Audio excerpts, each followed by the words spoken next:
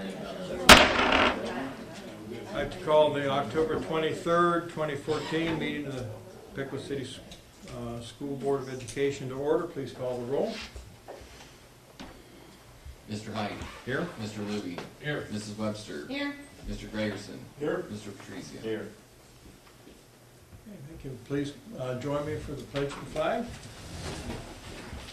I pledge allegiance to the flag of the United States of America and to the republic for which it stands, one nation under God, indivisible, with liberty and justice for all.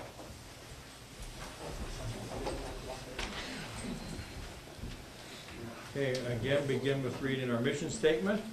The students, parents, staff, and community of the Pickle City School District accept the responsibility to provide our students with the best possible opportunities for the intellectual, moral, and physical development necessary to become responsible citizens. Again, that's a reminder of why we are here every day. Moving along, you've had an opportunity to review the minutes from the September 25th meeting. Are there any additions or corrections that need to be made to the minutes? Okay. Does anybody have any comments about the little extra notes that I put in them? Do you want them there? Do you not want them there? Any preference?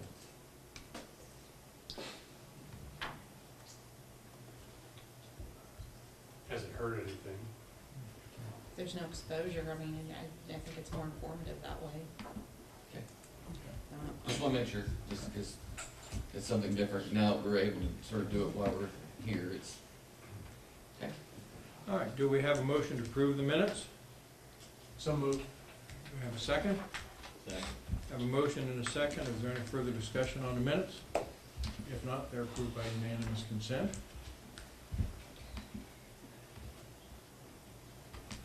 And you have the agenda before you. Is there any, there's no changes to the agenda? So if that's the case, do we have a motion to approve the agenda? So moved. Do we have a second? Second. Motion and a second. Any further discussion? If none, again, approved by unanimous consent. All right, moving on, legislative report, Mr. Patricio. The legislative report is basically similar to what we had in the last few months. It's still the repeal of the Common Core and whether that's going to happen or not, and that's still pending. Okay. Anything else to add? Any questions for Mr. Patricio? Okay, if not, Upper Valley Career Center, Mr. Lubin? 3 items. On October 16th, the All Advisory Committee held their supper, and they recognized 15 apprenticeship employers that work with the Upper Valley Career Center. And also 4 individuals were inducted into the Distinguished Alumni Hall of Fame. Secondly, the National Manufacturing Day was held on October 6th, and 2 manufacturing programs visited area manufacturers. The manufacturing machining students visited detailing machine in Sydney, and the welding students visited French Oil here in Pickle. And I think this is an interesting and really positive statistic. It's been determined approximately 1/3 of the detailing machine employees in Sydney are Upper Valley Career Center graduates. So they're getting the good background and support and able to secure positions in industry. And finally, the Upper Valley Career Center is celebrating its 40th anniversary this year. They opened in 1975, and they've been around a while, but boy, been very successful. Okay, any other questions? If not, thank you. We proceed. I have nothing on hearing of the public on agenda items, so we'll move along to the treasurer's portion and report on 5-year forecast.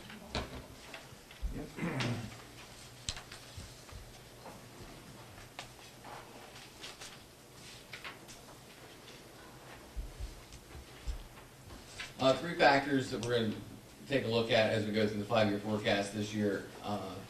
This October 14 forecast is the stagnation of local funding, the state Ohio biennial budget, and improving academics are 3 different areas that are going to be putting pressure on the 5-year forecast as we move forward. One thing to take a note of is the split of state share to local share has changed from the last time that we looked at the 5-year forecast. We were a 51 local and a 49% state split, and now we're doing 52% state funding to 48% of local funding. So there has been a shift as we have been seeing increases in state funding.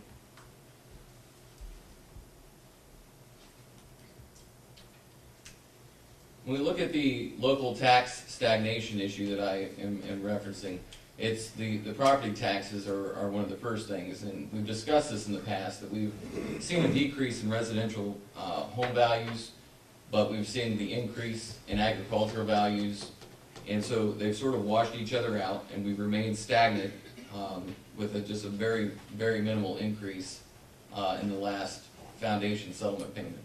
Some of that new growth that we have, there are some new homes going up here in town, so that should help, as well as we do have a slow rebound in home prices at this point. So we should be at the bottom of that curve, and eventually we should hopefully be picking up steam as far as home prices are concerned. The other one is the income taxes. That when I brought this concern to you a couple months ago, saying that our last income tax report was down about $60,000 in collections, and if you take that out over 4 quarters, we could see a loss of $240,000. So it's something that, you know, in the back of my mind I have to keep there, because that would have a significant impact on our funding if that trend were to continue. I'm putting it as a blip on the radar screen at this point, but it could have consequences if that continues. Looking at state funding, as I had mentioned, it is increasing. And as you can see, in 14, it increased pretty significantly, and then it'll continue to increase in FY15. And so that's where we're seeing the change in the state's share of funding is a little bit higher now than what the local share of funding is. And plus, due to the stagnation effect that we have going on with our local funding, it's going to struggle to keep up with what the state has in place currently. The question that we get frequently is, because of the new funding formula that's in place, is how much money have we seen in an increase in state funding? And, you know, again, there's some shell games that go on with how they have us calculating and showing state funding versus the way that it used to be done. But overall, if you were to look at it, there's $2.2 million basically worth of increases that we've seen in state funding over these fiscal years combined. And we will still see, again, additional funding this fiscal year. We're at the cap, and so what that means is basically the state says that you need more money to operate than you're currently receiving from the state, but due to budgetary constraints, they're only going to give us a certain amount, and each year that'll go up to 6% depending upon the budget. And that gets us into the biennial budget that we haven't discussed, but we'll discuss later. As you can see, the revenues have been increasing, and then we're leveling them out. And again, the primary reason we're leveling them out is the biennial budget's coming up. We don't know exactly what the state's going to do. It's an election year, and then it's a I may run for president year, and so we don't really know exactly what's going to happen from the governor's office. If we keep the current funding formula in place, although there's some discussion about pulling it out and switching to something else, which would be the 5th one that we've seen since 2009. It's sort of similar to standards in Ohio and everything else. So we could be seeing a switch again in how we calculate funding. If we keep this model that we currently have in place, then we should continue to see growth in our state revenues for at least another year or two. However, our enrollment could impact that. Our enrollment is down at this point, about 75 kids from last year. And so as that trend, if it continues, then we'll be looking at reductions in state funding as well due to the enrollment numbers. That's 75 students equates to how many dollars? That's almost 750,000. So that's another number that we have to keep track of. Is because of the cap, we have enough room to have taken on the hit of the 75,000, so we're not going to see a reduction in our funding for this year. But as we eat through the gap that we have that the state says that we need, we could end up starting to see a reduction due to the decrease in students. So we hope that we're at the bottom of that trend, and we're going to start adding students back on. How much was that again for 75 kids? Almost 750,000. It's probably, it's a little less than that, it's probably 9,000, not 10,000, but quick math. Expenses that we're looking at, we did settle a contract with the Piqua Education Association. We agreed upon a 3-year contract with 2.5% increase in personnel cost for this fiscal year, 2% next year, and 1.5% in the third year. So this year, this is the number that we've come up with for our salary expenses. This number also includes a proposal that I think will be explained to the board as far as looking at adding 10 additional instructional aides into the classrooms. So that's something to keep in mind as well. That sticker price was just under $350,000 for 10 instructional aides. So that has been included in the 5-year forecast that's before you. Purchase services, I've put a 2% increase on every year. Our purchase services have been pretty stable. They're not, we've started to level out from where we're going, where we were. We were adding a significant number of people onto the Miami County ESC contracts. And I think we're coming back off of that at this point.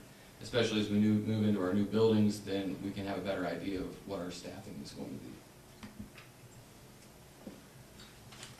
Supplies and materials are up a little bit this year over previous years, and I think that's just an anticipation if there's supplies and materials that we need to open the new buildings that come along. You know, when you're starting to look around the building and think, hey, we're going to need this or we're going to need that. We just did some extra planning to make sure that we had enough room to be able to get the new buildings up and running with the proper equipment and supplies. One of the other things that impacts our expenses that I wanted to discuss tonight was we have talked in the past about our insurance here in the district. And the Cadillac tax is one of the things that got everyone talking about what are we going to do with our current traditional insurance plan that's in place. If we keep the current plan in place indefinitely, that plan will eventually qualify to be charged for the Cadillac tax, which is an additional 40% tax on top of the value of that plan. And so the discussion started to come about with our membership and our staff about what kind of changes can we put into place to be able to avoid that. And working with our insurance committee, we designed 3 new plans in addition to our traditional PPO that we have into place. And through the negotiation process, we are now able to offer all 4 plans, and effective January 15th of 2015, our staff will be able to select between those 4 plans. And open enrollment has started on that. Open enrollment will end the day that we leave for Thanksgiving break. We've been doing a series of meetings, 5 meetings every month for 3 months straight. November will be the last set of meetings. In November, we'll have people signing up for their HSA bank accounts. This month, we're talking about ways to save, do better shopping, the tools that Anthem has available. You can actually now log in, meet a doctor online right from your iPad while you're sick in bed, and they'll write you a prescription and call it in, and you didn't even have to leave your bed, and your prescription's there waiting for you at the pharmacy. So it's pretty cool, some of the things that you can do with that, and that's like a $15 copay to do that. If you were on the HSA plan, it's $45. So it's very inexpensive, and it's a lot more convenient than stopping and waiting in lines and doing that kind of thing. So it's just cool, some of the options that Anthem has available. So the good news is, in this process of negotiations and this discussion of what are we going to do with insurance, there was an agreement to basically limit the exposure of both parties, the membership, the staff, and the school board, by separating out any increases that we see in the future. So if we were to see a 10% increase, the board would have 5% of that increase, and the membership would have 5% of that increase. If it's over 10%, the membership would actually take on anything over that. So the board's exposure is limited to a 5% increase. If it's over 10%, then there's a clause in there that automatically calls the insurance committee back together again so that we can reconvene and try to come up with some solutions to lower the increases that we're seeing. So that's sort of in place. It makes it a lot easier when you're going through here trying to do the budgeting, because you know that you can limit your increase to 5%. for the year as far as what your health insurance costs are going to be. This is just a graph of over the years, our expenses, and that they've been pretty stable, ticking up just a little bit. Then we have the agreement, so they're going to go up a little bit more because of the 2.5%, the 2%, the 1.5%, and they continue to go out 2 more years beyond this. I've factored in a 2% increase for salaries going forward beyond the contract. This line just shows you, one of the things that you see is that in fiscal year 16 through 19, we are going to go into deficit spending, and that's primarily due to the fact that we are taking on 10 additional employees under the current proposal, and so this graph basically shows you that eventually that's going to end. At the end of this fiscal year, we should end in the black for the 8th straight year, but then after that, our expenses will be outpacing our revenues, pending what happens with state funding. If state funding continues to grow, then we may not have a problem, but I can't count on that because we don't really know what's going to happen. We won't know until March. That's probably my guess as to when we're going to have an idea of what's going to happen. So to be on the safe side, this is where I'm predicting it to be, and we could find out later in March that they're going to continue the same funding model, or we'll get a different funding model, and then in May we'll do another forecast and we'll go from there. And this graph is just a graph that sort of shows you that we've continued to, over the years, we've been able to continue to add to our cash reserves. Again, the reserves are important because we never really do know what's going to happen with funding. They could pull out the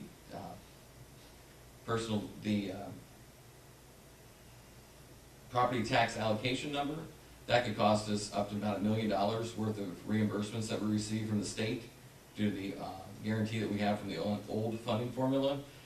Something like that could occur, and then we would automatically be eating into our reserves. So again, it's sort of one of those things where we have it because we don't necessarily know with state funding from year to year what we're going to get. So, and then the red line at the bottom sort of shows you that we've been running in surplus, and then eventually we'll be going under the line, and then we'll be going into deficit spending as we've discussed.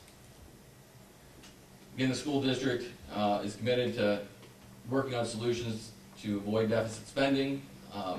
State funding remains the largest unknown factor in the 5-year forecast, and we'll have a better idea early 2015 as far as what the state funding model is going to look like. And our district has gone 7 years without deficit spending, and it's our intent to continue that tradition as long as possible, but again, without affecting the classroom. And I think that's why the openness and the conversations that we've had about what are we going to do to improve academics, and that's why it's included in the forecast. So if you've got any questions, there's my contact information, and if the board has any questions, I'd be glad to answer them on the 5-year forecast. Anybody have any questions for Jeremy? Thank you.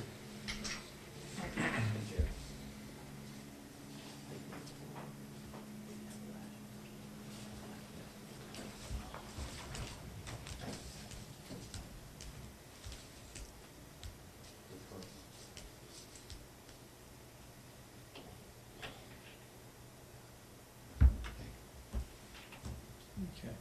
You ready to go to Treasurer's agenda? Yep. The first thing is the approval of the financial reports. There is an error in the report under, let me get to the 3-year expenses comparison. I'm trying to, yeah, the 3-year comparison. Some of the numbers didn't pull over correctly, so I will update that and I'll send that back out to you, because it didn't get pulled over, and Frank can notice that. So I will change that one and get that updated in the minutes, and I'll make sure that you'll get a copy of that. Are there any questions about the reports that we do have? Okay. And we've discussed the 5-year forecast and the assumptions. Are there any other questions about those? The third thing that's on the list is the board approval of Lacey Ashton column move on a salary schedule from a master's to a master's plus 10. She was left off last time because some incomplete paperwork, and we were able to get that paperwork completed and clarified, and so we need to move her from master's to master's plus 10. Okay, are there any other questions for Jeremy? If not, do we have a motion to approve the treasurer's agenda? So moved. We have a second? Second. Okay, we have a motion and a second. Any further discussion?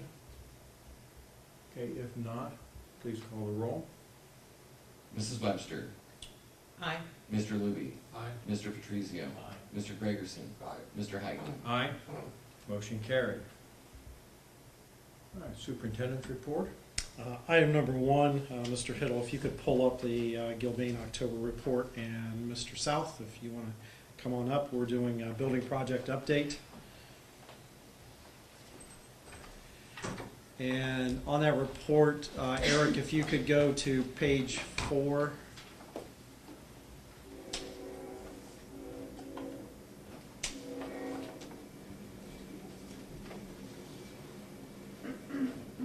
No, it's under the agenda. First item under superintendent's report, Eric. If you click building project update, there's attachments there. There we go. And page 4 on there. I'm going to take you straight to what we call hot items, and just give you a real quick update on hot items. If you take a look at pretty much, this report is the monthly that's provided by Gilbane Construction Company for us on our buildings. And if you look currently on Spring Creek, we're completing all punch list items, and so the punch list has been created, and we're working on, so our architect is going around with blue tape, and anytime he finds a mistake that is out there, or something that needs repainted, or something that needs to be corrected, there's blue marking that. He also has a computer, laptop that he's going around with, and making notes and getting those to the subcontractor, and they're going through and fixing all those things. And when you have a construction project and you're building new, you have things that need to be done, and so he's doing a good job with that. We're currently in developing the punch list for Washington, and putting down all the items for that. And then if you notice, December 15th is the startup for the HVAC system at Piqua Central. Our goal is to get that building enveloped and the roof is on. If you've noticed, windows are going in, and before winter weather hits, our goal is to have that building enclosed, all windows in, and HVAC system running, so that we can support all the construction going on the inside. Still quite a bit going on the inside, but a lot of the effort's been put on the outside. And on these pictures, you get a real good update as to where the buildings are. If you look at Spring Creek, just casually walk into that building, it looks like it's ready to go. I'll say that's a false sense of illusion right now, from the standpoint that most of the building is done, but technology is being put in. When you look at furniture, that is being installed as we speak, and so a lot of activity going on in that building. Washington, floors are going in and getting almost completed at this point, and a lot going on. And again, Washington has that appearance from the outside that it's finished, because I know some of the community members have asked me, why aren't we moving into Washington now? There's still quite a bit that needs to go on before we're ready to go. So with that, Kurt, you want to, from your perspective, give an update also? Sure, and Eric has my slides. We continue to track on schedule and on budget, as I say every month. We continue to have our daily, weekly, and monthly meetings, and then we also have a Junior Builders program that we've been meeting with. We're going to meet with them again in November, and we'll be planning a construction progress tour for the Central Intermediate sometime after the first of the year, when the weather is nicer and the building's farther along, and to be safe for the public to walk through. Just some updated photos. Our gymnasium at Spring Creek is nearing completion. We've got, of course, the floor down, which I showed last month, but then we also have the wall pads up, and if you remember, this was modeled sort of after the high school, just an elementary version of that. That's what it looks like on the inside. And one comment, if you flip back to that, a thank you to our Board of Education, because the board did a good job of looking at alternate bids, and that wood floor is not typical in most Ohio School Facility Commission projects for elementary buildings. The alternate bid came in well within budget, and that gym, we've already had comments from the contractors and some other folks that how did you accomplish that and stay within your budget? And again, that's good foresight on the part of construction, crew, architects, and also Board of Ed. So you need to smile with that picture, because there's a lot of work that has gone into to making sure that happened. And there's some districts in our area that are jealous of that elementary gym, is what I can share. So What's along the far wall? Are those bleachers? Or what is that? remember, our primaries have no bleachers. Okay. Those are true. The intermediate building will have a true bleacher. Correct. Where the- What you're seeing on the left-hand side is wall pads for the basketball goal that's on the side Oh, for the okay. side court. Got you. Those are actually not, in that picture, not installed yet, and they're turned backwards, Okay, so it'll getting be ready for looked, all right, installation. kind of looked odd. I know it was. Okay. Thank you. One of the other things that we were able to do is have a concrete pavement for our buses, and we also, part of that is playground. You see playground in the background, but they have the blue is the bus parking drop-off, and then the red is an overstride for when we have an event, we can park cars on the red. Furniture being delivered at Spring Creek. This is a typical classroom, and just the desks and chairs for students just temporarily being set in place as they unload. At Washington, the same type of thing is happening. These are the framework for the bookshelves that we have in our extended learning areas. One of the things, working with the city, that fire hydrant is, originally was in the middle of that sidewalk, and we worked with the city, and we were able to get that moved out of the sidewalk, because we have a number of our students and neighbors that walk in the sidewalk, and they were having to dodge that. This is what the gymnasium looks like at Washington right now, so we don't have the flooring on or the pads in, but that is coming. Intermediate building, we talked about our cornerstone ceremony that we had with the Masons in September. Classic Monuments here in town provided our cornerstones, and that one is now in place, so all three buildings have those in place now. Generator's been delivered, that'll be installed for our emergency, but that is on site. That's one of the milestones that we always keep track of to get that equipment in. And then this is the view from Park Avenue, which I know a number of you drive by on a daily basis, but it's really coming together. Scaffolding's being removed, and windows are going in, so good progress there. Then Staunton, the only thing really that's left is piles of gravel. At the top of the slide is actually the ground up remains of the Staunton building. They brought in equipment and turned the concrete and concrete block into gravel, and they're filling the hole in with that. And then they put dirt on top, and eventually topsoil and grass, and just have a little bit to fill in. So good progress being made there. And as I typically do, just our contractors are doing a nice job for us. Just for the record, all of the ones that are working on Washington and Spring Creek, all of the ones that are working on the intermediate building, and then we have several that are working on all three of our buildings, and the contractors at Staunton. And upcoming events, we have a Spring Creek commemoration celebration. That's November the 23rd from 2 to 4 for the old building. And then we have dedications planned for Washington and Spring Creek on December 7th. And we're still trying to finalize the time, but it'll be in the afternoon. And then abatement and demolition of Spring Creek will be January, February, March time frame of 15. Turn lane at Spring Creek, spring of 15, and then the other buildings will be mid-2015 when it's come down.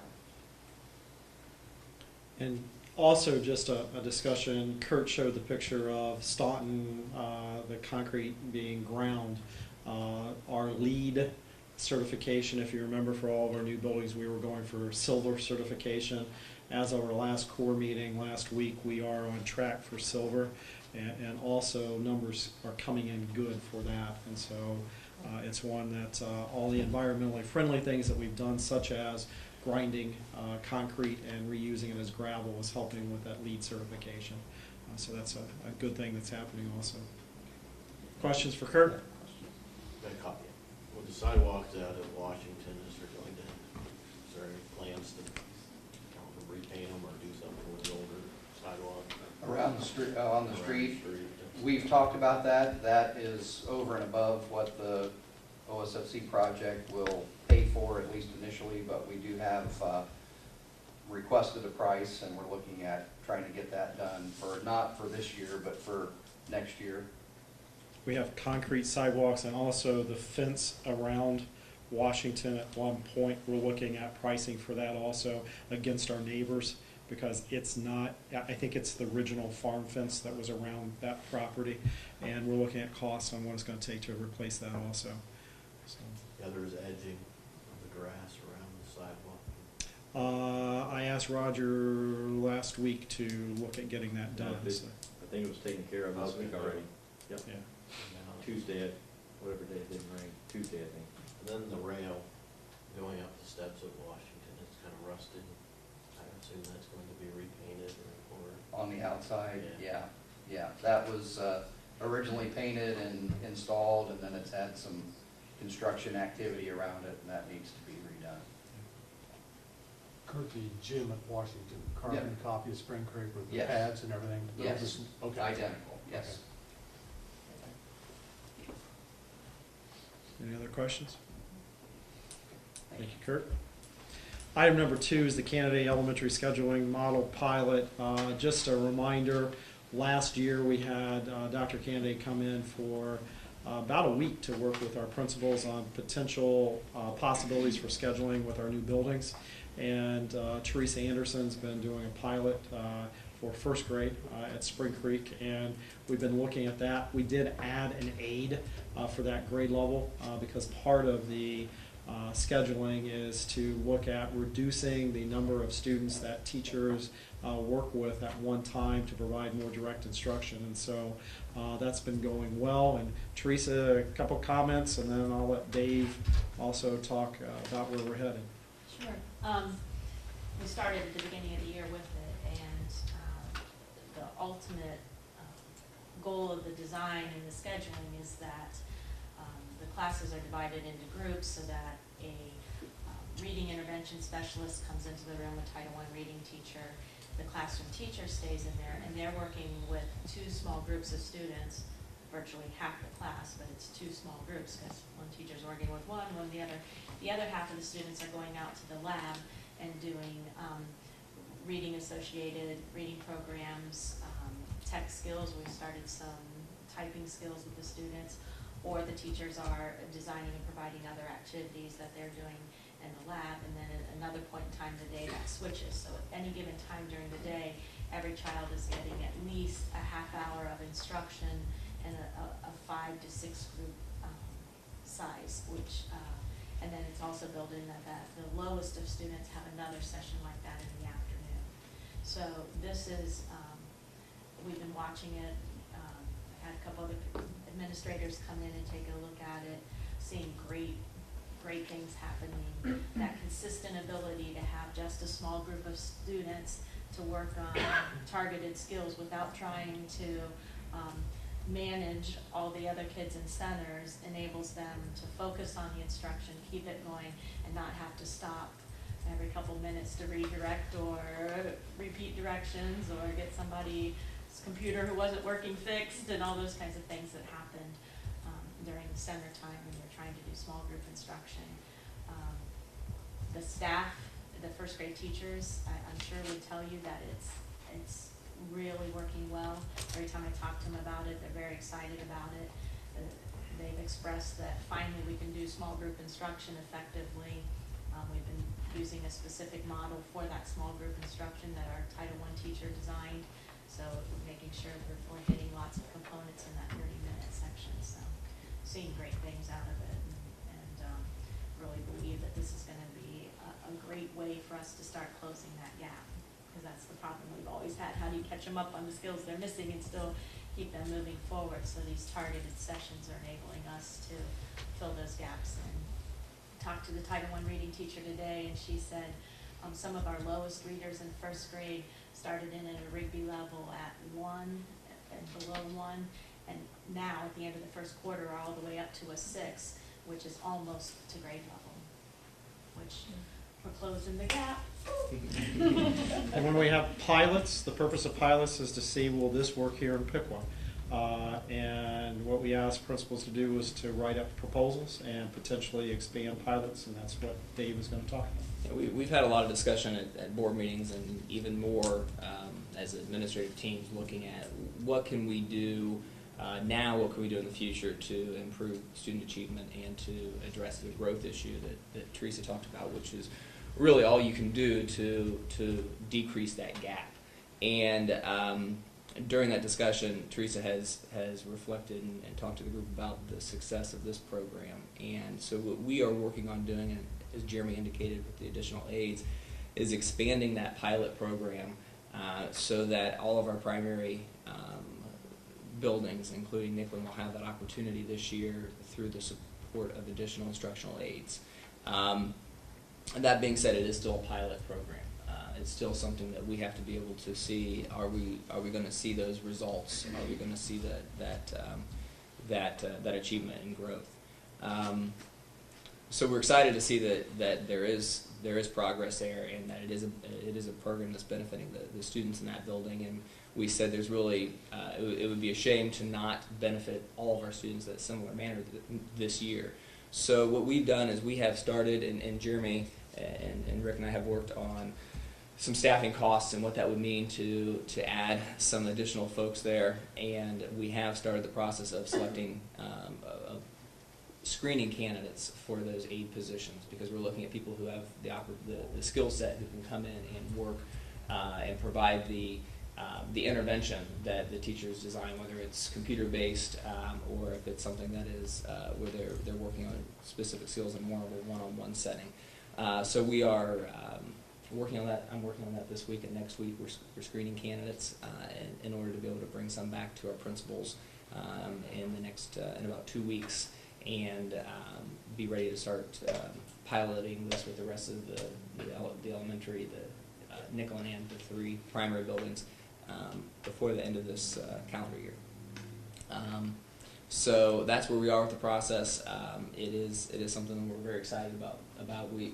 This started with some discussion about expanded learning and the elementary at the primary levels, and really decided that there's so much we need to do at that K-3 level that if we only did it with a handful of kids out after the school day was over, we would barely make a dent in what we needed to do. So we needed to invest that time during the day while they're there. We're obviously very conscientious of the issue of balancing the budget and living within our means and spending wisely. And that's why we're looking at this as a pilot and seeing the success that we can get from it, and going back as a team and looking at what we need to do in the future that we can afford and will make a positive difference in the lives of our students.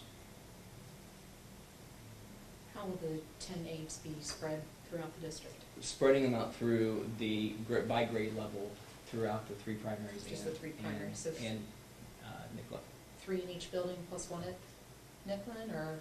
We have 1 in one building right now, so yeah, so 1 for each grade level. Each grade level, Yeah, okay. and then a couple at Nicklin. Yeah. Are the students who have been identified as being deficient in reading skills at this point, and I heard Teresa talk about it, but I'm not sure if I lost her explanation, are they receiving that extra reading help currently, Yeah. other than what you normally do? With her program, Well, in our district. Typically, what we would have seen under the other model or the scheduling that we were doing, we had Title I reading teachers where kids would leave their classroom in a small group and go visit the Title I teacher for a short period of time and come back. Under this current model, or under that model, the teacher continued to teach whole class while that small group would go and come and come and go. Under this model, 2 groups are getting intensive instruction at the same time, so we're actually able to almost double how much intensive intervention the groups are getting. And those that are the lowest are getting it in the morning and again in the afternoon. That's how we're making the gains. Does that What? answer your question? Yeah, it does. When will the third grade reading test be administered? We already gave the fall OAA version, Okay, they've already, yes, October 8th was the fall administration for the 3rd grade. And then the law currently says if they don't pass that, they have to take it again in the spring, as they would. If they get the proficient mark now, then they have to take the park assessments, which would begin in February for everybody else who met the proficient mark in the fall.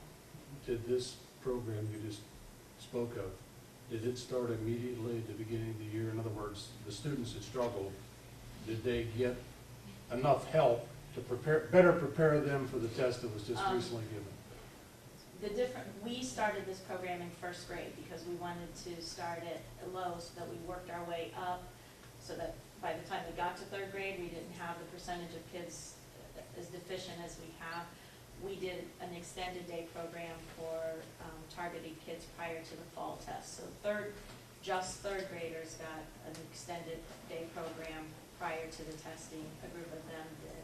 But this pilot has been going on in 1st grade, trying to tackle the problem from the bottom up rather than waiting till 3rd grade and then trying to fix it when they were too far back. Bob, and I think I understand part of your question there of, are we gonna be able to see those results? Yeah, it's And Oh, how are we testing gonna be able to this measure outside. that? And unfortunately, I don't know if we will see the results of this program on we won't see them on the fall OAAs for reading because they didn't apply to our 3rd graders. Unless we can start implementing it at more grade levels, which is why we're asking for the additional aids Right. now. Because So- if we have more aids, now we can do it at 2nd and 3rd And- grade and not just. Yeah, first. and we'll also be using data tools that we collect throughout the year already with our students. So because there are no state assessments for our kindergarten, 1st or 2nd graders, that there's no next generation assessments or OAAs. So we will be collecting the data, comparing it to where they were and where the students were the prior year. So we're going to be able to collect the data to reflect on the success of the program. I think you know where I'm headed with this. I just don't want to see another embarrassment where our district is 3rd from the bottom in the Miami Valley on that 3rd grade reading test. That was tough to swallow, and we have to find a way to correct that, whatever it takes. And I think what our discussion has really been focused on both the short-term impact that we can make, and we're still talking about expanded learning at the intermediate and junior high level. That's something that we'll talk about at another time. And what we're doing in the classroom. It still doesn't. We still. The biggest impact is the person working with the kids in the classroom and what we can do to provide those folks with the skill set to be successful with each and every child. So we're looking at both the long term of something like this, where the earlier we can provide intervention and address those deficiencies, the better off that child's going to be throughout their entire career in school. But also, what can we do so that our scores are better in the immediate future too? And we understand that that's a balance. We know, though, we really need to invest in what are the long-term, lasting changes we can make so that those students are better readers for life, better readers throughout school, and better math students as well throughout their years at Pickla. The factor also that needs to be shared, and we've been talking about this across the state, the legislation passed laws that ODE created testing, and with the switch from OAA to PARC, the fall administration for OAA, which we usually score somewhere around 40, last year was 46%. If you heard what Teresa said, if they meet the proficient level, they're not going to take the test again in the spring. It's an end of the year test that they took in October. And so the thing we have to be careful on is every year we've seen an increase. Last year we went from 46% to 68% At the end of the year. at the end of the year. Not all of our kids are going to be taking the test again at the end of the year. So if they were proficient last year in October and they scored higher in the spring, we had additional points added because the student improved. This year, and ODE's answer was, it's a one-time thing, you need to get used to it, and just, that's the way it is. But this year, we're not going to have the opportunity for students who are proficient or better to show improvement from October to the spring. So we need to keep that in mind when we're looking at test results next fall. Can I add some fuel to the fire here? You're welcome. In my report, we explained that it's not just those students who are proficient who won't take the test in the spring. It's anyone who scores a 394, which is the cut score, to progress to 4th grade, who won't take the test again in the spring. So we can have students who are not proficient, who don't meet the minimum score of 400. And proficiency on that is an indicator. So the 80% of your students have to be proficient or higher on an achievement test. We will have students who score between 394 and 400 who are not proficient, who the district would not get credit for them being proficient, who will not take the test in the spring. Those students will take the PARCC assessments and not retake the OAA. So they will never have an opportunity to get a proficient score if they're at 394 or to 400. And that's a huge deal. And we continue to explain to the state that is a problem. It's a problem for a number of reasons, but it just doesn't make a lot of sense. So The good news, we did expanded learning much earlier this Yeah. year. And so our 3rd graders who were not at the level that they needed to be had the opportunity to go into the expanded learning program. And we had a good rate of our students that did that. Well, you know my take on that, Rick. The perception people have when they read that is something you don't change. Correct. And the fact that we corrected our reading scores with the second take last year and did well, brought our students up to a level that's more acceptable. How many people knew that? The people in this educational circle, in our educational community. But out in the public, people didn't get that message all the time.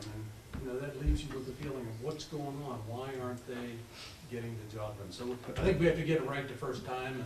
And But again, understand, last year, the score that everyone saw was the fall score and the spring score mixed together. Next year, our result will only be the fall score. so that listed a date and paper. That included October and the spring administration. That was not just the spring administration. They took a combination, and that's how they got that score. Okay. Because students could improve, and most of our students did improve. That's my point. We usually see a 20-point gain from the fall to the spring. We don't have that opportunity for that 20-point gain this year. So 3rd from the bottom, even with improvement, was our final result. With October and Yeah. spring score, yes. What they didn't show was all the things they did after Yeah. the spring test that got Correct. the kids up to 95. Yeah, we went to 95 then, so.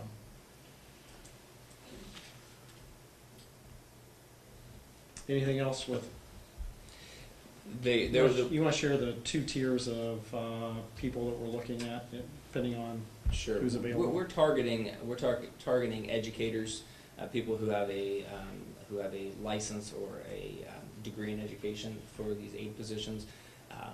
We don't think that all the people we're going to be able to find will have that. So we're looking at basically 2 tiers of pay. For a tier of pay for those who are who have their education degree and license, and then a tier of pay for that we currently have for our educational aides. So we are working on that. I don't have those numbers. Jeremy has put together some numbers. We need to work a little bit more on the scale, but that's something we're working on. There'll be more information on this and expanded learning at our next meeting. And the purpose of that, we have some residents here in Piqua that don't want to be full-time and are interested. And we're looking also, is there some potential of so many days a week or something like that we potentially could work with those folks. And so there's still a lot to be put together. The principals, I think last meeting we talked about the principals were working on proposals. Those proposals have been submitted. Now we're looking at affordability and also looking at how we can get the people into the buildings to work with the principals. So this isn't, tomorrow there are not going to be 10 additional aides out in our buildings. I want to be very clear on that. It's one where we've had good success. We need to make sure that we are replicating success. And I know Teresa and Dave and I have talked about ways of the current pilot going on, especially with the aide. What else can we do to make sure that that aide is not just, and I don't want to, not just randomly supervising, but actually adding to the instruction of that student. And so that's a critical component that we're still looking at. So could we refer to them, please, as instructional aides? Correct. Educational Yeah, aides. we're looking at Educational aides, educational aides. okay. And as So- we've gone through the Yes. interviews, we've been very clear about what the position is. Okay. It's not And we've also been very. Supervise on the playground and Correct. lunch Right. and in the hallway and Correct. in the classroom. And that was a request directly from our principals. They said, we're not looking for people to Right. help Well, provide duties. I want the public to Certainly. understand that as Correct. well. But we've also, in the interviews, I've also explained to them that this is a pilot. And so there's, I don't want anybody making a life-changing Right. career decision here that, Good. because next year this might not be here but we certainly, I know I speak for the principals, they certainly believe that this investment can make a big difference, so. When you look at the educational aides that have teaching certificates, if they perform well, you look at them as future teachers. Certainly. Yes. Certainly. And we've done that in the past.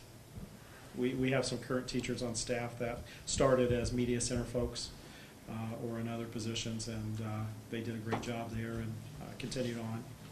The figure that's used in the forecast is based off of 5.5-hour individuals, so that it would not, it'd be under the 30 hours a week, so they would not get full-time benefits. They would get board-paid insurance, but it would not be full-time benefits, so that's what that figure is based off of.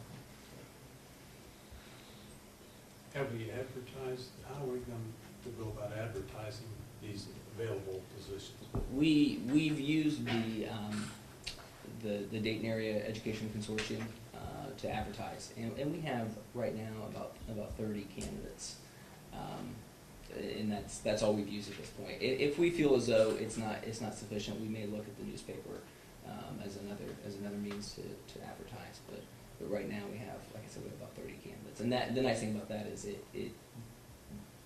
folks who are teacher candidates are on there looking for jobs right now too. Sure. So they see that and they know that there's a. It's a good audition, and maybe you It could is. sell it that way It's too. a- It's the way you show people what you do.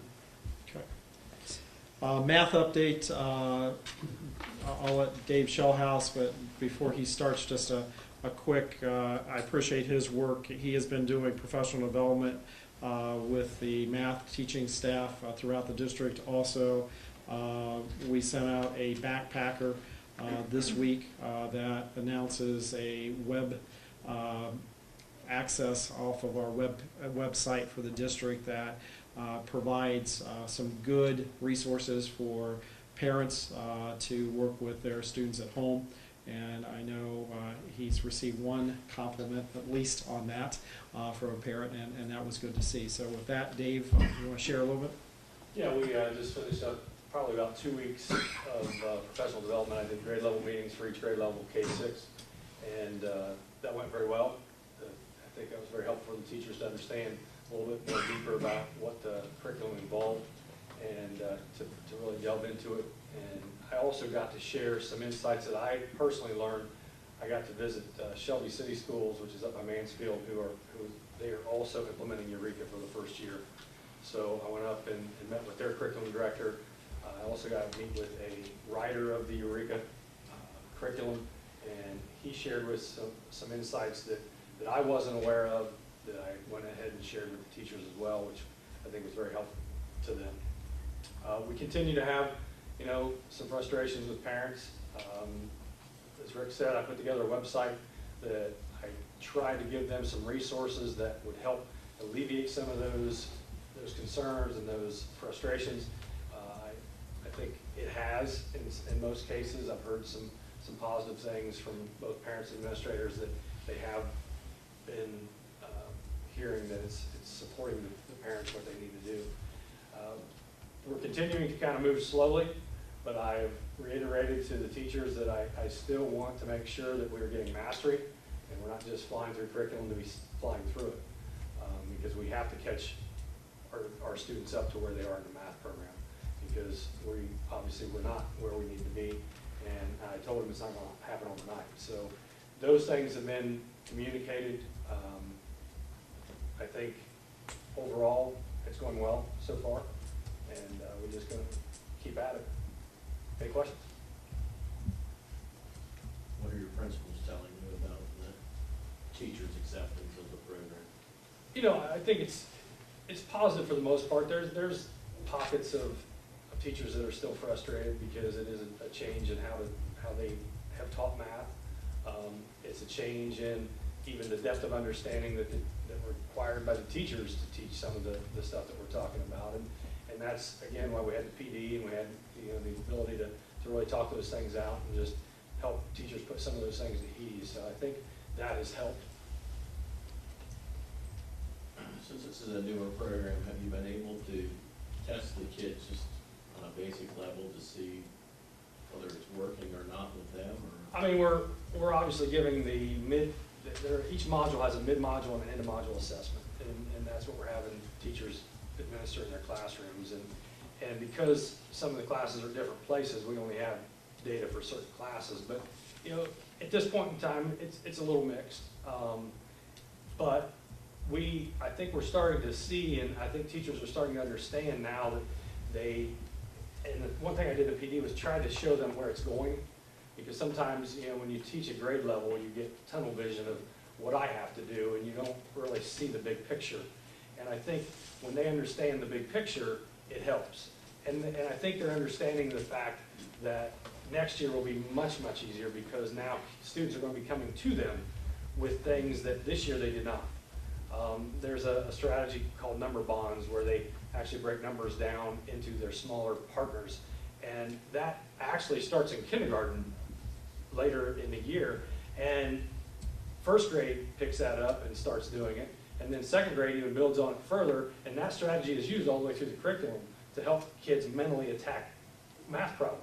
Well, this year, number bonds is new to kindergarten, first grade, second grade, third grade. So, I mean, we have to do those types of things, which again creates issues for, you know, the teachers, because you're trying to teach kids things that hopefully next year they will come to you with. So I think some of those things, and I think teachers are starting to understand some of that. Some of the teachers have shared that it is picking up some pace, because now kids are starting to understand the new curriculum and how it operates. So I think for the most part, it's, you know, I'm not going to say it's smooth sailing, but you know, I think it's getting better. But just to give you a little bit of perspective, when I was at Shelby, and I told the teachers this, at least to comfort them a little bit, it is as ugly in Shelby as it is in Piqua, okay? I mean, I was listening to teachers talk amongst themselves at Shelby, and they said, holy cow, man, I was at McDonald's the other night, and it was an ugly conversation behind me in the booth about Eureka. I mean, so, you know, I know we've had some negative, but, you know, I don't know how ugly it's been, but I mean, they're talking about ugly conversations that's happening in their community too. So I don't think it's unique. I just think it's frustration, because we're expecting a little higher, you know, level of rigor out of the math curriculum. So it doesn't matter. And I spoke with the curriculum director of a school in Louisiana, and this is their second year doing Eureka. They're going into their second year. And what she told me gave me some hope, I guess, that we're on the right track. She said, she goes, we've seen it, we've done it for a year, and she goes, I will just tell you this, if you do it the way it's being taught, it works. And that was enough for me to give me some confidence that we're going down the right track, but it's just going to take some time to get there. So I think that kind of summed it up. Thank you. Moving on to reading, Dwayne? He always segues to me about ugly stuff. I do. Big thing about ugly. I want to talk a little bit about writing first, because the old test did not have writing to it. There at one point was a 4th grade writing test and a 7th grade writing test. The state did away with that for a long time ago. And writing just was not a specific part of the test. And with the new park assessments, 35% of the ELA test will be actual writing. 45% will be the reading part, and then there's a speaking listening piece that will be there. So tried to find a lot of things on writing over the years. They did a lot of field testing last year with a lot of sample rubrics that they had in place that they had published out for us to start working with, but the final rubric was released late this summer. And then the state support teams around the state are starting to roll that information out right now. So I took 8 teachers to Dayton last week. We got a lot of great information with the full day training. Things about terminology that the students are going to need to know that really has not been in our programming because of the new rubrics and how they've been designed. So even the kinds of literature, they shared with us that 19th century literature is not copyrighted anymore, so that's what they're using because it's free. We're used to reading a lot of contemporary literature, so a lot of tips that they gave us for the very first time last week that we have come back with. We're going to get together in 2 weeks, the team of 8 teachers and I, and we're going to figure out how we're going to roll this out to the teachers so that we get all those really important details out to everybody. So that's the writing piece that we're going to work on throughout the district. I reported last month that we were going to have all of our DIBELS data done. DIBELS is what we use to do our on-track and not on-track reporting for the K-3. That is finished. I've worked with Jean, who is our English director, to make sure that's reported at the state level. Just like students that take the 3rd grade test at the beginning of the year, they're still basically a month and a half into instruction for a 3rd grade test end of the year. The same thing is with our DIBELS. So a 1st grader would be taking the assessment and learning 1st grade end of year skills. That gives us an idea of what we need to do with them throughout the year. But currently, 62% of the kindergartners are on track, 66% of the 1st graders, 76 of the 2nd graders, and 66% of the 3rd grade, which is up from last year at this time from our on-track, not on-track status. So that gives the teachers information like letter sounds, phonemic awareness, where they're putting the sounds together, fluency, vocabulary, and comprehension. They have specific data that they can use to start now making those intervention plans. You heard Teresa talk a little bit about how they're using data and what they're doing at their level. All the buildings are doing similar types of things with the resources and the times and the schedules that they have in place. And then at the 4th grade level, they're starting to not only do things with all students, but they also have to address the students that were placed in 4th grade that didn't pass the proficiency, but would have passed our NWA mapping, which allowed them to be placed into 4th grade. So a lot of programs are happening at all the buildings. We're in full stream, moving through that and monitoring the data that we have in place. Any questions? Item number 5, Eric, if you could pull up under Superintendent's report, item number 5, there is an attachment with the enrollment chart. Just taking a look at that, as of October 14th, or October for 2014, our first week, and this is the first run in enrollment, and just a reminder to the board, based on state law, we now are no longer just doing enrollment or average daily membership for one week. It's happening 3 times throughout the school year, but in October for 2014, we had 3,604 students. A couple things to notice. I always look at our current senior class has 274 students. Our current kindergarten class has 277 students. And so I look, first of all, when we graduate these seniors, what did we have coming in?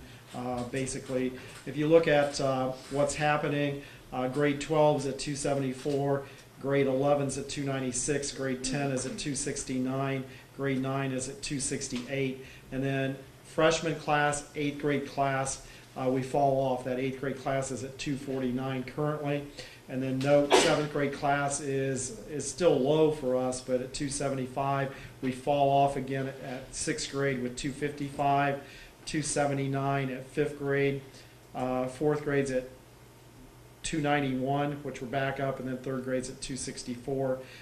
So we have 2 good strong classes at kindergarten, 1st grade, but when you notice, and what Jeremy was talking about with the decrease in enrollment, we always try to shoot for somewhere around 280, 290. I always work with Loretta and Judy at Nicklin of trying to get a class of around 300 to 305. But it gives you an idea of our enrollment. Keep in mind when they do a total enrollment, what you see from the state of Ohio, it is less than the 3,604 because they only currently count kindergartners as a half student. So FTE for full-time equivalent for kindergartners is just a half. So please keep that in mind, because what we show on an enrollment at 3,604, you take 277 kindergartners, divide it by 2, and decrease that from the 3,604, and that gives you an idea of what ODE says as our number is. But that gives you an update. Also, as always with our enrollment charts, and we do this on a monthly basis and send out to you, but from 1996 to October 13, you can see our enrollment of where we've been and where we're headed with the projections that we have. Questions on enrollment?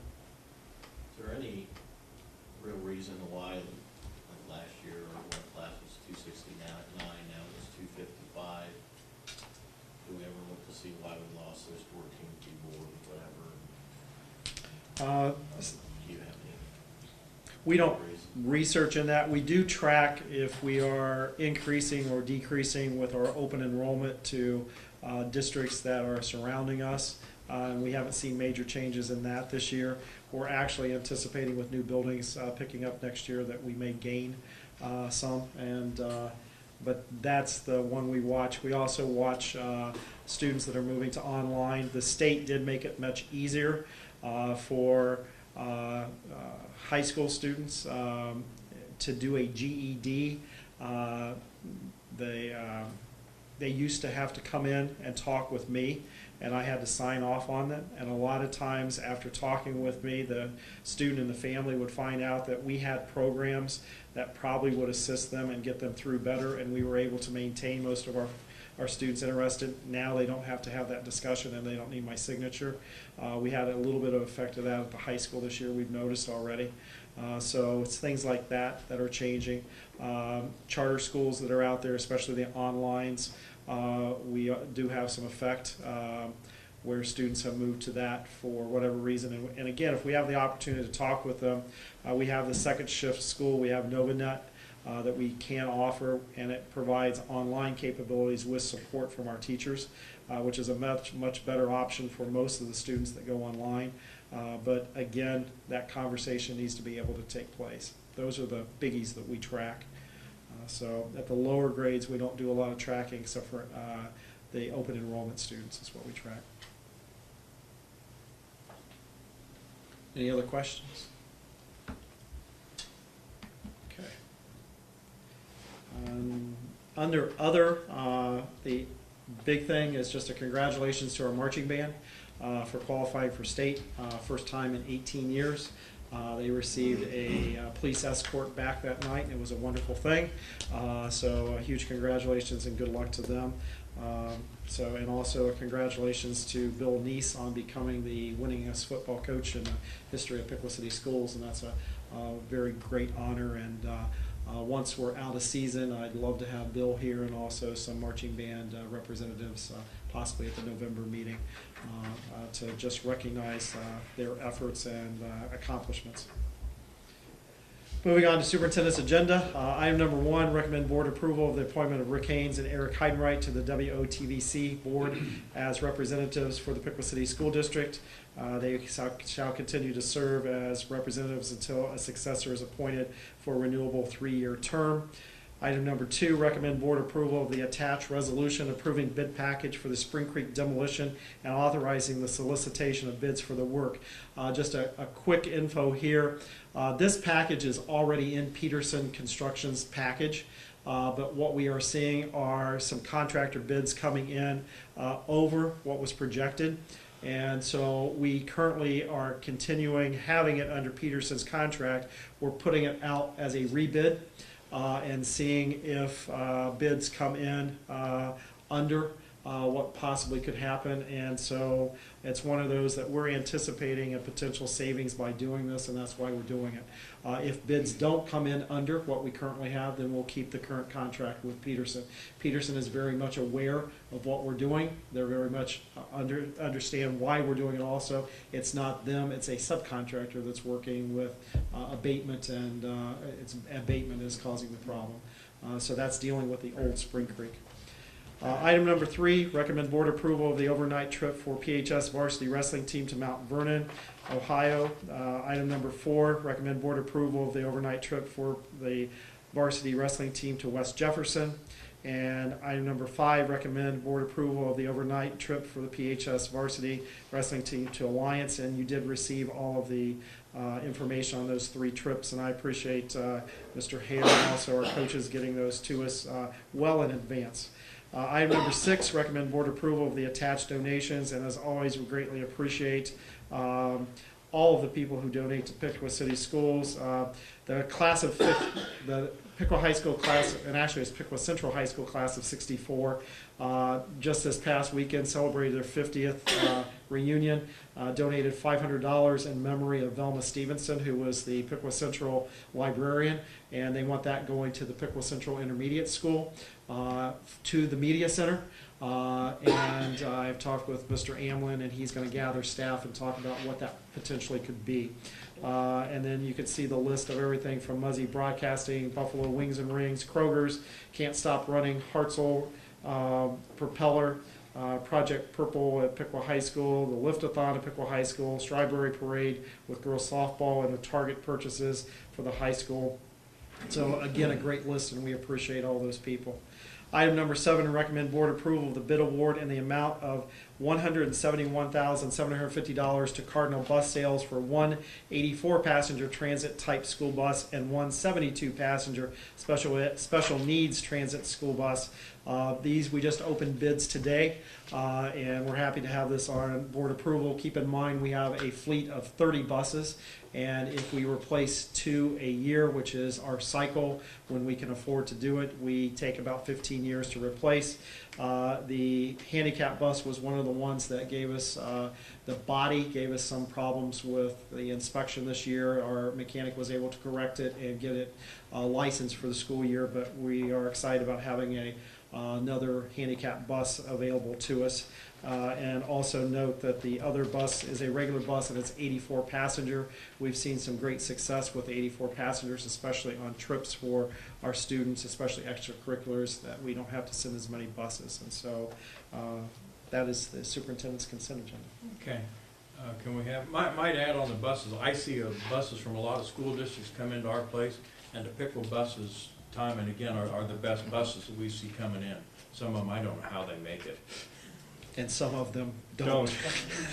The great news too is that the bids that we're getting in on these buses exceeded my expectations and budget for what I thought we were going to have to pay for, especially the handicap bus, and that's attributed to the fact that we don't do a lot of body work to change our handicap style. It's, I guess, the way that they go in there, and Roger, you might know more about that than I do, but these buses are plus or minus $800 of what they were last year. So good news is there's not heavy inflation on those or anything like that. So we got a good deal on these two. And can you remind us how much the state? The state pays a big zero on these buses. This is all coming out of permanent improvement funds, and we appreciate the fact the community has been able to support the permanent improvement levy. So the state does not contribute towards bus purchases. Good question.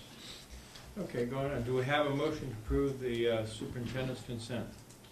So moved. Have a second? Second. Okay, if there's no further discussion, please call the roll. Mr. Luby. Aye. Mr. Patrizio. Aye. Mr. Gregerson. Aye. Mrs. Webster. Aye. Mr. Height. Aye, motion carries. Moving on to personnel consent. Okay. Recommend board approval of the FMLA leave for Melanie Boisnet from her position as assistant head cook at Piqua High School from September 5th, 2014 through October 15th, 2014. Recommend board approval of the FMLA leave for Robert Allen from his position as technology aide from November 19th, 2014 through a yet-to-be-determined date. Recommend board approval of the resignation of Haley Elliott from her position as TR1 bus driver. Recommend board approval, scroll down too much. Recommend board approval of Kurt South as business coordinator for the remainder of the 2014-15 school year, the 2015-16 school year, and the 2016-17 school year. Recommend board approval of the civil service appointment of Carol Regola as FS3 cook at Piqua High School effective November 6, 2014. Recommend board approval of the civil service appointment of Jennifer Weber as FS3 cook at Piqua High School effective November 6, 2014. Recommend board approval of Connie Black as a substitute teacher for the 2014-2015 school year. Recommend board approval of Donnell Walling as classified substitute for food service for the 2014-2015 school year. Recommend board approval of Haley Elliott as a classified substitute bus driver for the 2014-15 school year. Recommend board approval of Tom Cole as classified substitute A1 technology aide for the 2014-2015 school year. Recommend board approval of the attached list of supplemental contracts for the 2014-2015 school year. Recommend board approval of the attached list of volunteers, and thank you to all those folks who volunteer for us for the 2014-2015 school year. Okay, are there any further questions? Okay, if not, can we have a motion to approve the personnel consent? So moved. Do we have a second? Second. Okay, we have a motion and a second. Any further discussion on? If not, please call the roll. I just want to say I was involved with the hiring of the business coordinator. We had 2 good applicants internally, 1 good applicant, actually we had several good applicants externally, but one that came down to the final interview. Both of the internal applicants and the third external applicant were very well qualified. I'm glad we're going with someone that's an internal promotion, and I think I'm very happy that it occurred. The other internal person, I hope, will look at using her ability or her talent in the near future in another manner.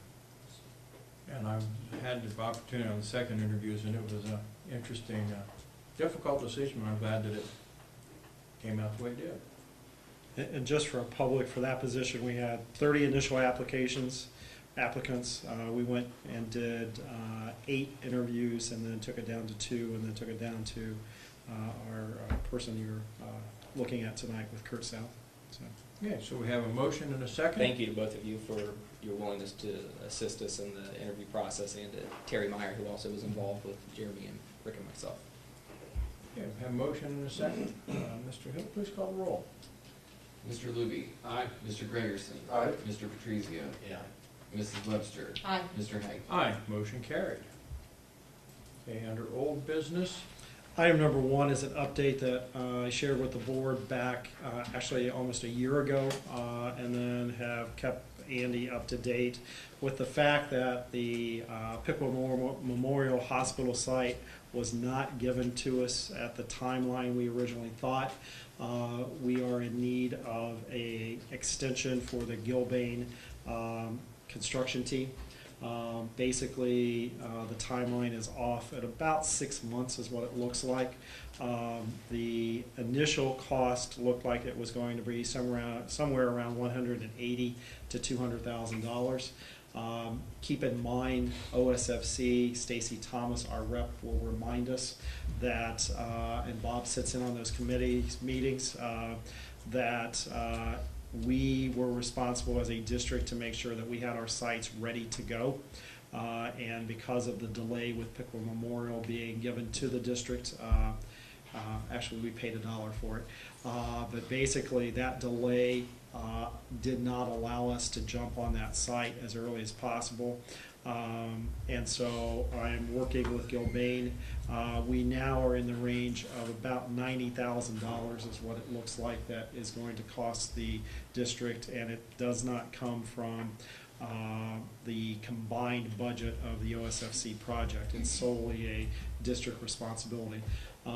Although I don't like that we're in this position, I do appreciate the fact that Gilbane has worked with us on reducing cost, and we are down from $180,000 to $200,000 estimate down to 90.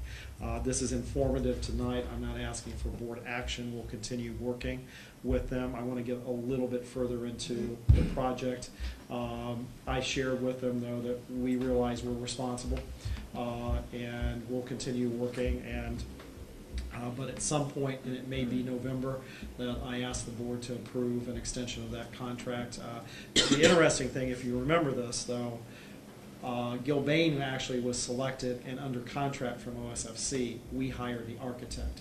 And so I need guidance from our legal team as to how we approach, and if we're going to be billed from OSFC or how this is going to be taken care of. So I'll continue working on that. Like I said, the good news is it's almost half of what it originally looked like it was going to be. And Gilbane has been on site daily with one superintendent on each of the building sites. We've had great coverage. I've made a commitment to them that we want to continue great coverage throughout this project.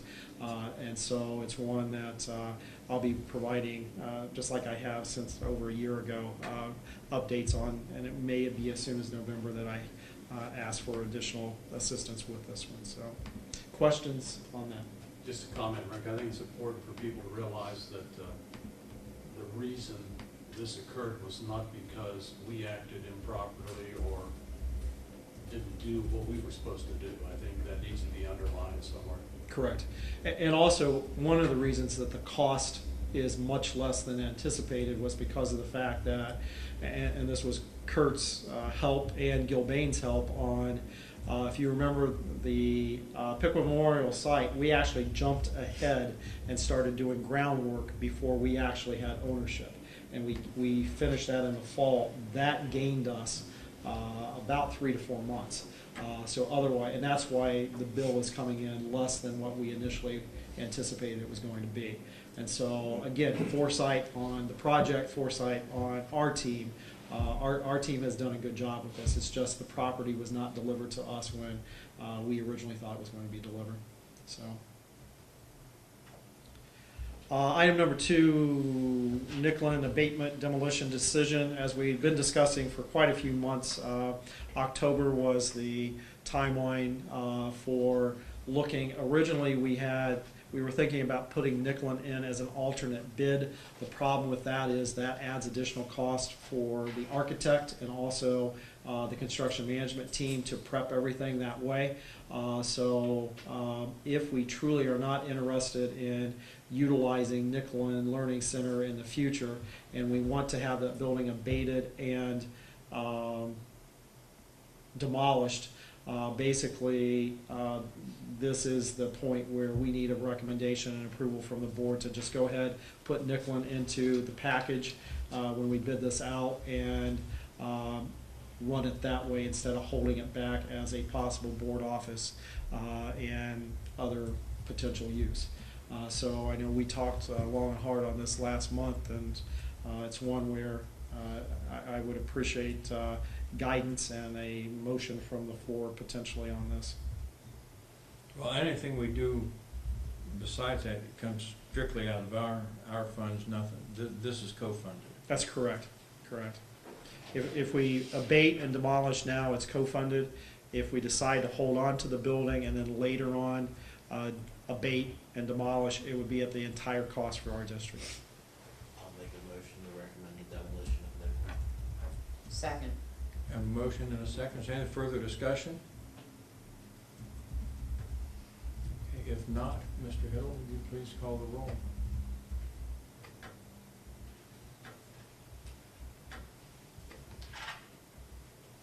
Mr. Gregerson. Aye.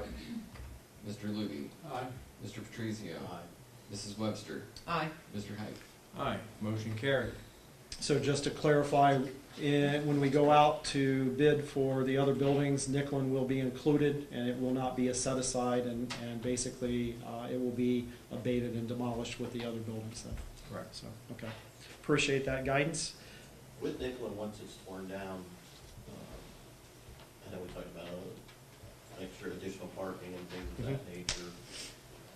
just so everybody knows, we plan on keeping that lot Correct. for flow over parking, but when do you expect that we'll start? You talked about land labs and things of that nature. When will that process begin?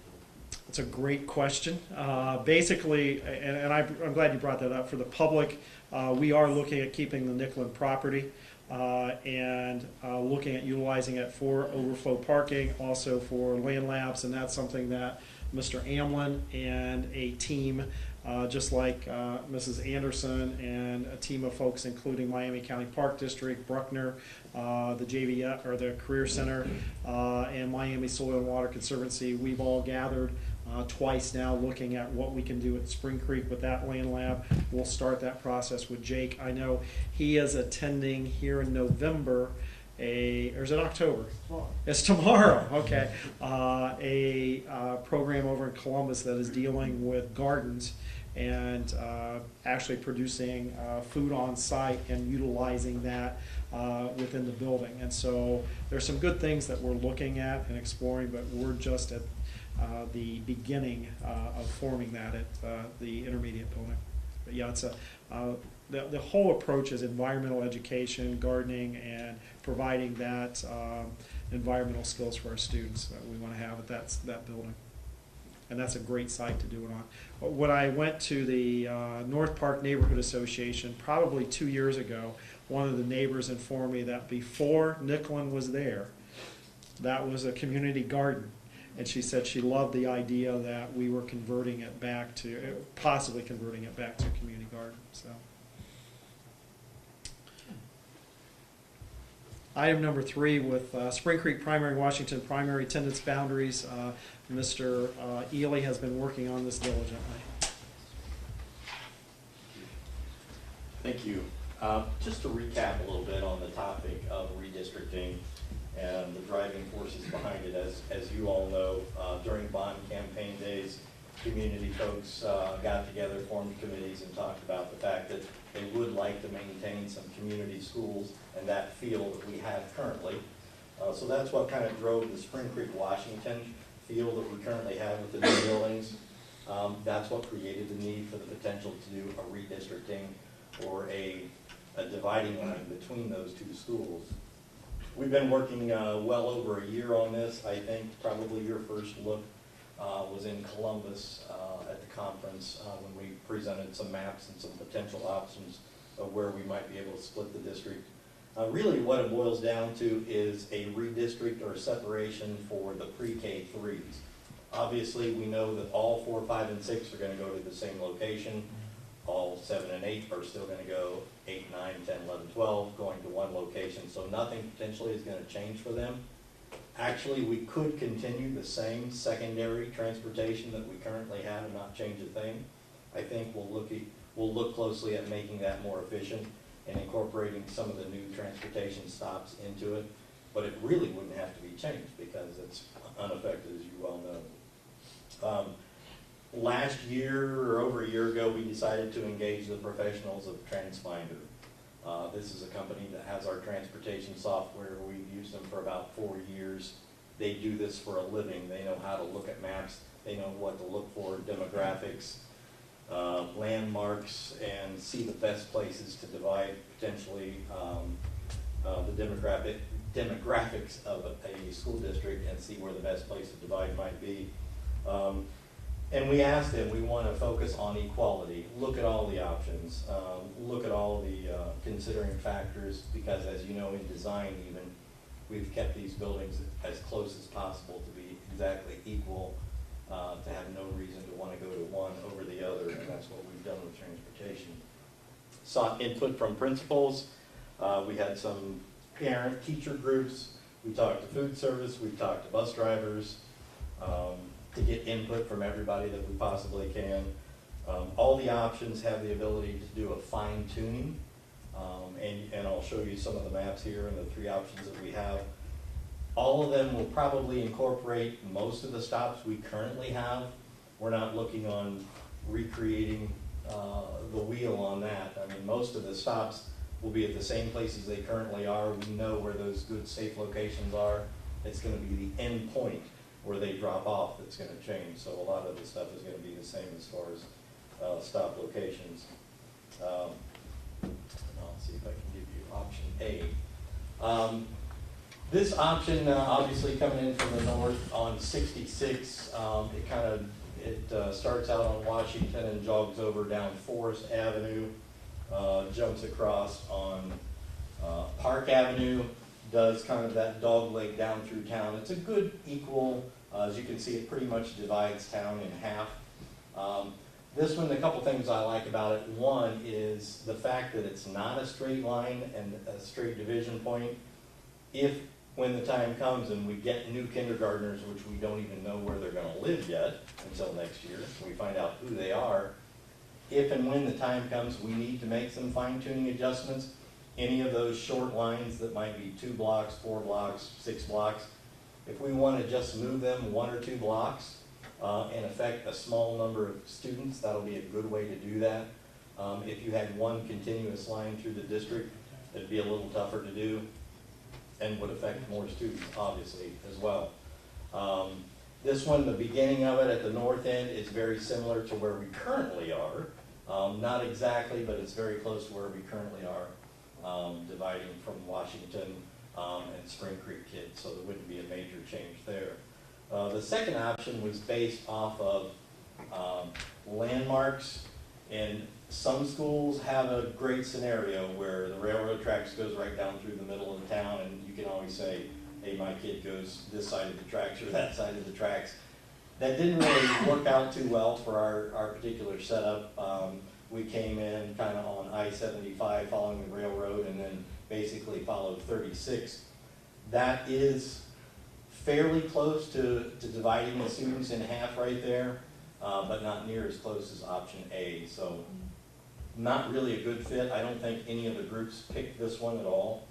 Option C is a little bit more straight through the town, but again, it didn't divide the town up quite as close. As you can see the numbers off to the right there, as where option A had them within just a couple students of being equal in many factors. So in general, most of the groups agreed that option A would be the best starting point. And again, I reiterate that you are able to do some fine tuning to this, obviously. Like I said, when we find out where new students are, and we can make some adjustments. Probably this would be the highest level of equality between the two halves. Again, when we find out where new kindergartners are, we move out the seniors, and every year you roll up that changes, so next fall we'll know where those new kids are and see where we need to make adjustments. But just kind of wanted to roll out these maps again so you can take a look at them. I think most agree so far that this will probably be one of our better options to take a look at, and again, it's very flexible to make changes. Any questions from the group?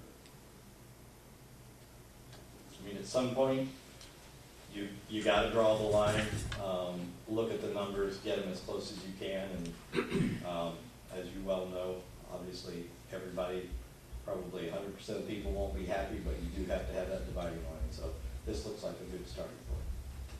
Rick, on open enrollment that first year, you're gonna draw a pretty hard line, and since the enrollments are pretty balanced in the buildings to start with, you're gonna draw pretty. If you remember, every year we look at intra and inter-district enrollment, open enrollment Right. policies. We'll be doing that again. We have really, what I want to say, cleaned up our open enrollment within our district, and basically there used to be lots of reasons. We really the only students now that, and I don't even know if we have any this year, they were students whose families, a sibling might still be in that geographic area. Because of that, we honored it, but other than that, we've been very strict with the way we do open enrollment. Because the buildings are equal, we are going with, these are the buildings, this is where you're at. I'm never gonna say never, but I think we need to look very carefully at the policy that we'll be bringing before the board on what determines if they could go to a different building. But at this point, we're not looking at people switching from one building to the other. So. questions? Rick, how much space would these buildings allow us for inter-district enrollment? OSFC will remind us that these buildings were built for Piqua and for our projected enrollments, which at the time were very, very slight of increasing. I think we need to keep that in mind. The other thing, if we have some extra space, what we're looking at is very carefully our class sizes. We are now prepped for 25-1, which is what Ohio School Facilities Commission recommends. We have been running under that, especially at the primary level. I would like to keep our primary classrooms at the levels that we've been running at in the past. To do that, we need some extra space. And so it's one where, while they're built for about 600 students, I'm anticipating to be able to pull off the class sizes that we like running in Piqua, that we're going to fill up the space as far as classroom space. So you're not going to see extra. So what we currently have, with a little bit of growth, we could potentially look at. The good thing with open enrollment is the fact, though, that it's a yearly application. And so we need to take care of our Piqua residents and students first. If we have some open spots, we can open up. I've been in other districts where we actually said, at first grade, we have 7 spots. At 4th grade, we don't have any. At 6th grade, we have 23. And so we might end up in a position where we really have to get very definite on what we allow to come in from other districts.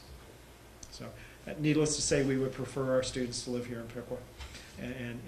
And some of our people who have open enrolled have moved here because they're very happy with the school system.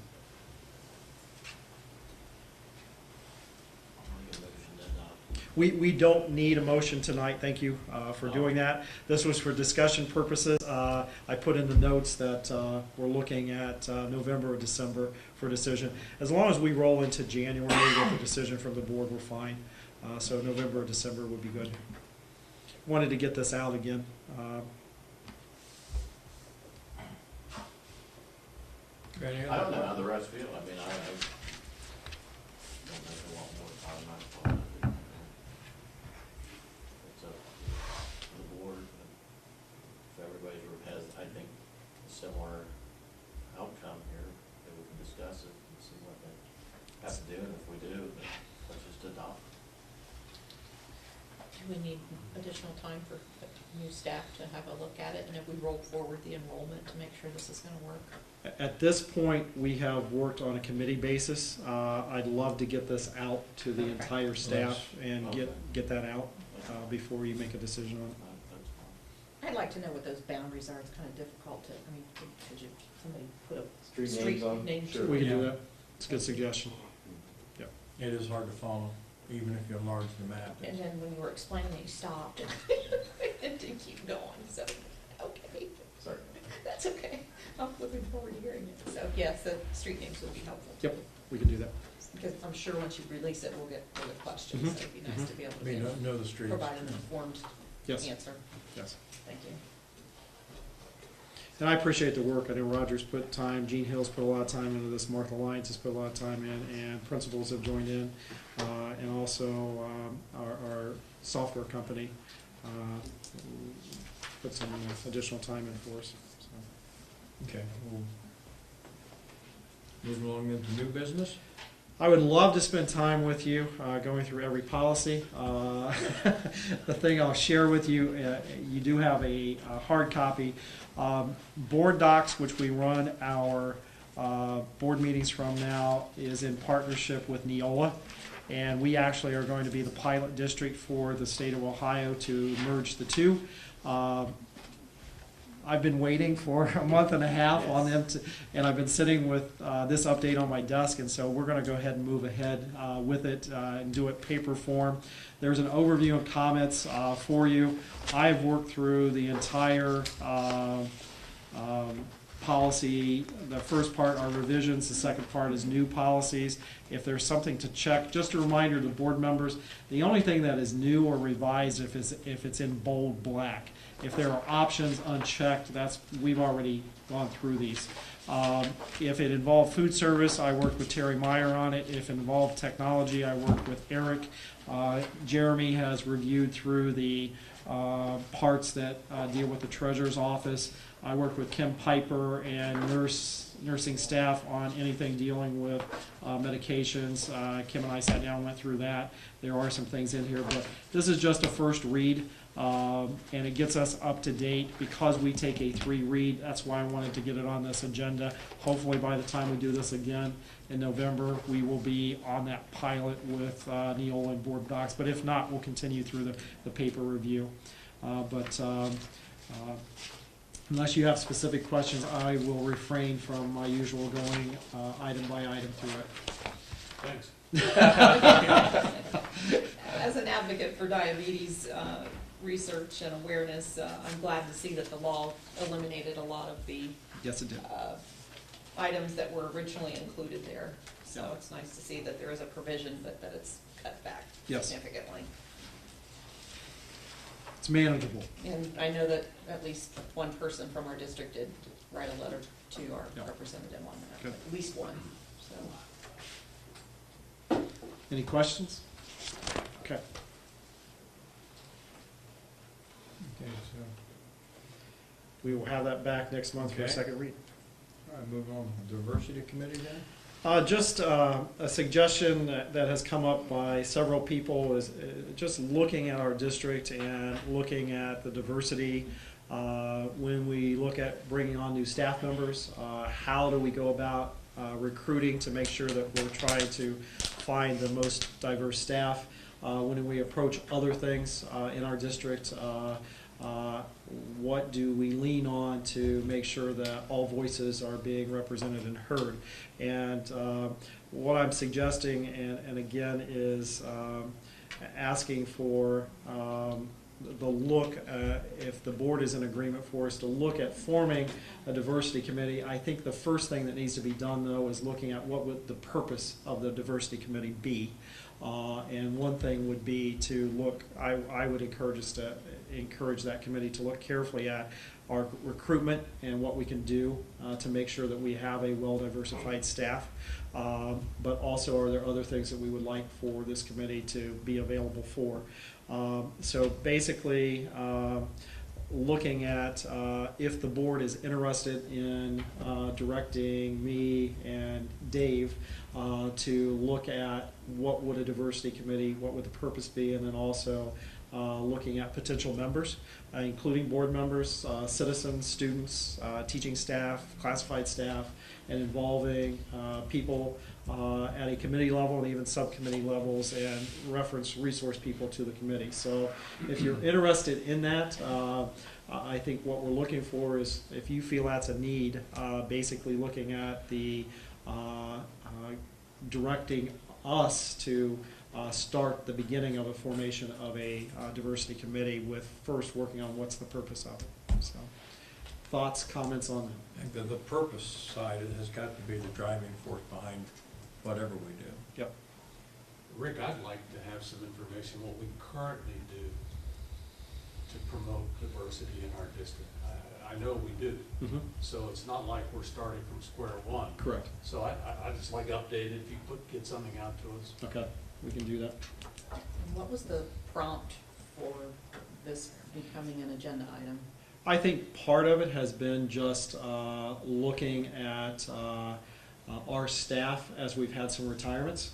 And we've had some folks who have left our district, looking at, and some of those people were in minority status.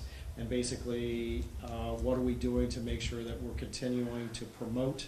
And as Bob said, we're doing that on a regular basis, but are there other things that we could be doing that would help to make sure that our student body is being educated by a diverse staff and reflecting the community, but also reflecting society when they go out in their jobs and into colleges and so forth. So that, I think, is the essence of it. Because we have had some retirements that has changed the face of our staff. And when we talk about diversity too, one of the things that discussions we've had is women in leadership positions in the district as well. That is something we have some, we do have some of, but that's just making sure that we're aware of that in addition to racial diversity and ethnic diversity. So it's the whole, I think it's the whole picture of having a diverse staff and a diverse leadership committee. Thanks for clarifying that, because I didn't think female versus male diversity at all Yeah, in yeah. leadership positions. We're also going to do tall and short, so. Height challenge. Well, we've got tall. Thank you. I'm in favor of it. Yeah. I've expressed my opinion on this. I think we do our students a disservice when we don't have a diversified teaching population. And although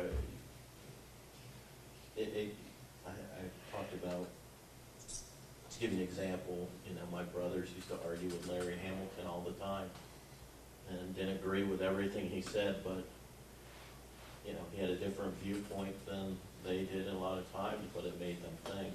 And I think that's part of the education process. It's not just having someone who believes and thinks like you all the time teach you. I think some of the best things that can happen to people or individuals is that they hear what other people think. It opens their mind.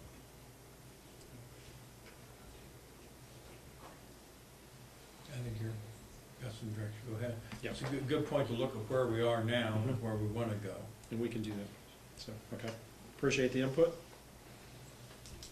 And item number 3, substitute pay.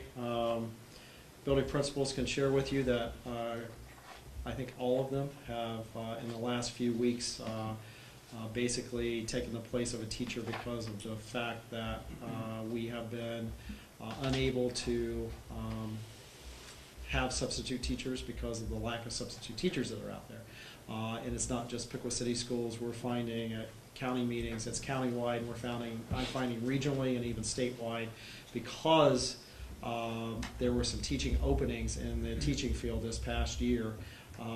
Some of the substitute teachers that used to be in the pool now have full-time jobs, and we haven't had this problem in great magnitude for quite a while because there has been a surplus of teachers, and so now that districts are starting to hire some, we've seen a decrease in the pool. So we're asking for and recommending an increase for our substitute teacher pay.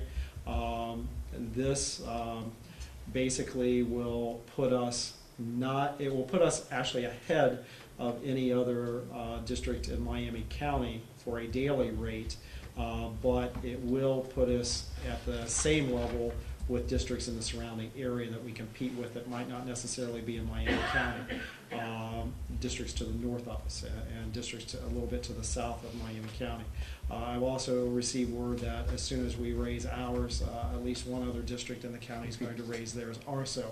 So there's a competition for quality subs, but it's one where I'm recommending that we move it to $92. If you think about the fact that even minimum wage was increased in the recent years, we have not done that with sub pay for quite a while, and so that's the reason for the recommendation. And I think building principals would appreciate the fact that we're going to do that. Some other efforts that we're making.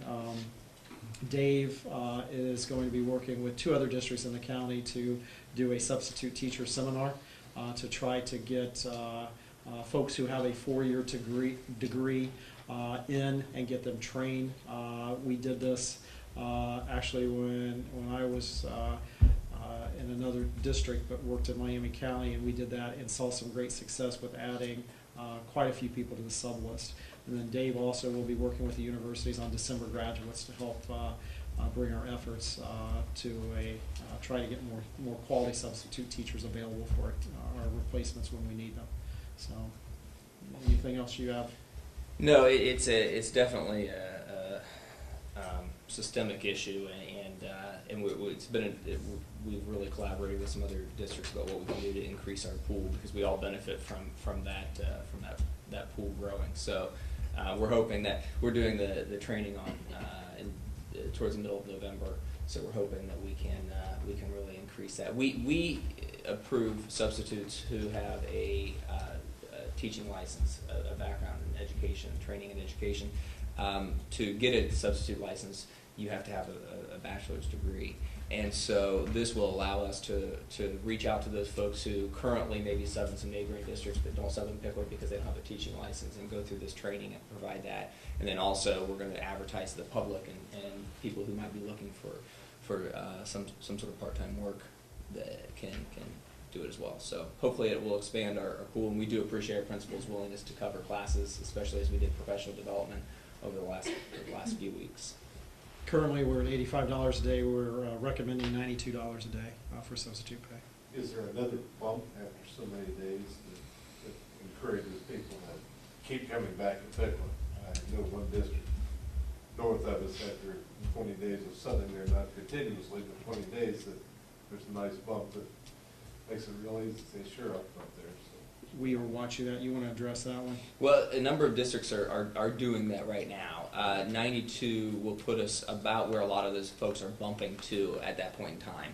I would say at this point, where we are this year, we want to get people as soon as we possibly can, and going straight to that amount, I think, will make us the most competitive with our neighboring districts. So there are several districts who have the same rate of pay as us, but have that built in, and this way I think we're going to be able to compete on day one with for substitutes.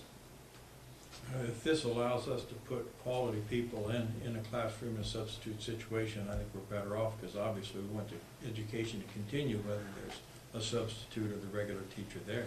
In a study of Miami Valley schools, there are, and this is not a comprehensive list, but it's a list of about 25, 30 schools, including career centers. The lowest is 79 a day but that district jumps up to 84 after day 6, and the highest is 109. And there are several districts that are between 90 and 100, and we're competing with a number of those districts right now. And our biggest problems, it's not that our teaching staff are sick or out. Our biggest problems are occurring when we do professional development. When I know Dave talked about when he was training the math teachers, we pull them out of class and bring in substitute teachers so we can do professional development with our teachers. And I know Dave and Dwayne have done a good job of trying to watch carefully when we have already projected a lot of subs, but when we start adding professional development days into the mix, that puts a drain. And then county-wide, when there are things going on, professional development, that really drains the system. And so it's one of those where we're continuing to watch that, and I don't want to send the message that we have a bunch of teachers who aren't coming to work. It's a situation where we're trying to do professional development to cover some of the gaps also. What was the ballpark we spent last year for subs? 200,000. Okay, so we're looking at 1.5%, not quite 10, Yeah. about an 8% 8%. increase, so, okay, all right. Yeah. And when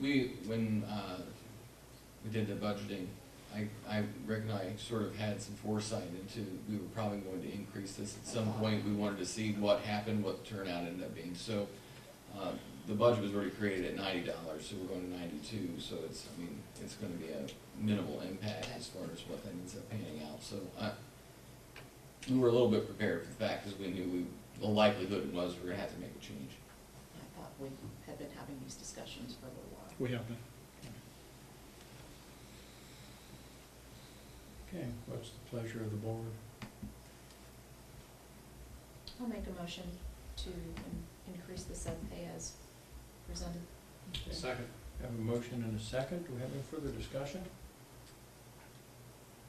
If not, please call the roll. Mr. Patrizio. Aye. Mr. Gregerson. Aye. Mr. Luby. Aye. Mrs. Webster. Aye. Mr. Height. Aye. Motion carried. Thank you, guys.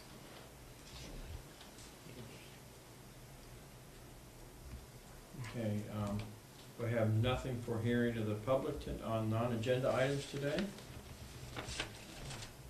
You have one more item of business? One last thing, if Mr. Ely could come forward, I would appreciate that. Roger Ely has served our district from 2000 to 2014. He has accepted business coordinator position at Bell Fountain, and we wish him well.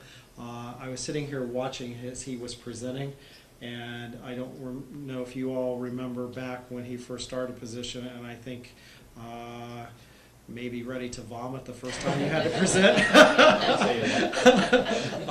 So the transition from that time to now, phenomenal. And one of the enjoyable parts of being an administrator is the fact that, one, I get to watch a kindergarten child go from kindergarten to graduation and cross that line and hand a diploma. But secondly, when we get to work with colleagues and watch a colleague like Roger, who served for a long time as a mechanic and then moved into the business coordinator position, and one that see the growth and also professionalism just develop on a daily basis, and it's been enjoyable to do that. And so just a huge thank you for everything you've done as mechanic with transportation and also as business coordinator, and we wish you well in your endeavors. And Roger will be with us through November 14th.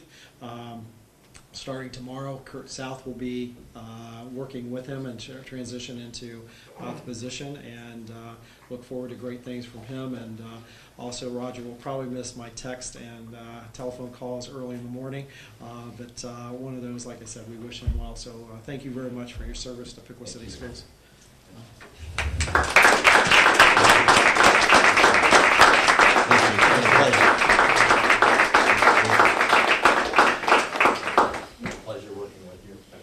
And being a member of the administrative team at Piqua City Schools, my job is always to provide opportunities. And Roger, I'm refraining from showing my favorite picture of Roger. Our team took on the boys tennis team last spring, and Roger had never played tennis in his life. And basically, I think within the first shot, he got hit with a ball and broke his glasses. Went, got the glasses fixed, came back, and played some more. And I've got this great shot of him at the net in the air in the most distorted picture. So if anyone wants to see that, it's a great picture. So, but just a fun thing with that too. So thank you very much. I appreciate the opportunity. It's been a great time working for Piqua City Schools, and again, I appreciate everything that this Board of Education and the district has done for me to help develop me and move me forward. So thanks again. I appreciate it very much. Thank you. Okay, just to finish up, our next meeting will be a work session on November 9th at the Capitol Conference. It will begin at 3 o'clock at the Hilton in downtown on High Street. And our next regular meeting will be November 20th, back here at 7 p.m. And do we have a motion to adjourn? So moved. Second. All in favor?